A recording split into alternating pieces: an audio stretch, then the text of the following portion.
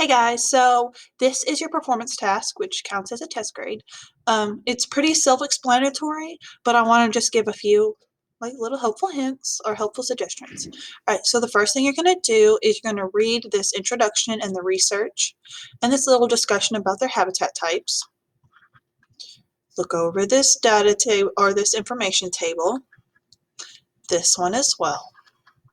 Okay.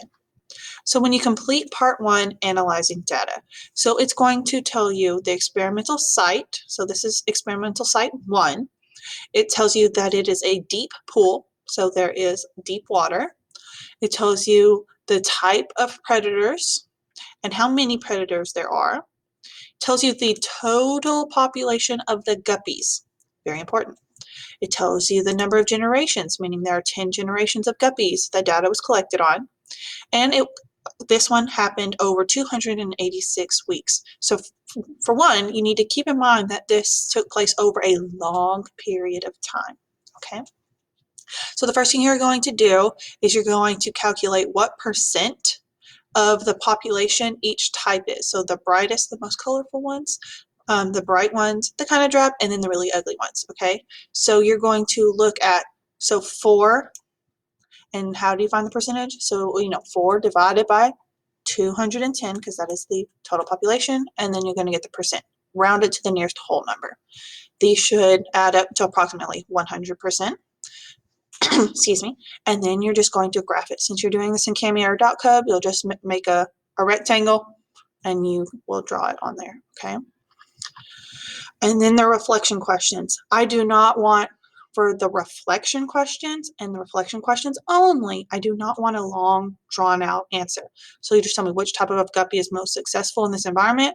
So just tell me, is it the brightest, the bright, the drab, or the drabbest? Just tell me right here. And then tell me, why do you think this is the case? What is the advantage that they have? Is it the color that blends in? What is it? Tell me what you think it is here. Then you're going to do that for every single one of the experimental sites. So you need to make sure that you realize that the total population is going to be different each time. The location is going to be different. The predators are going to be different. All of that's going to be different. So you're just going to but you're going to do the math the same way, just with the new numbers. Graph it, answer the reflection questions. On the part 2, drawing conclusions, I want full sentences. On this one, I don't want just one words. I want full sentences. All right. So on this one, it's for the rest, it's gonna give you a claim, and you're gonna support it or refute it. So support is you agree, refute you disagree. So you tell me if you support or refute it here. And then evidence. Evidence is going to be data from the tables or the readings or the graphs. So like, according to data table 1, the drab is 20%, whereas the bright is 48%. Something like that, okay? I'm just making these up off the top of my head. The reasoning is going to be something along the lines of the drab could blend in, so the predators couldn't see them, so they survived at a higher rate, okay? Evidence, actual data. Reasoning is explaining the data, why you support or refute. And then a conclusion. You're going to make a claim.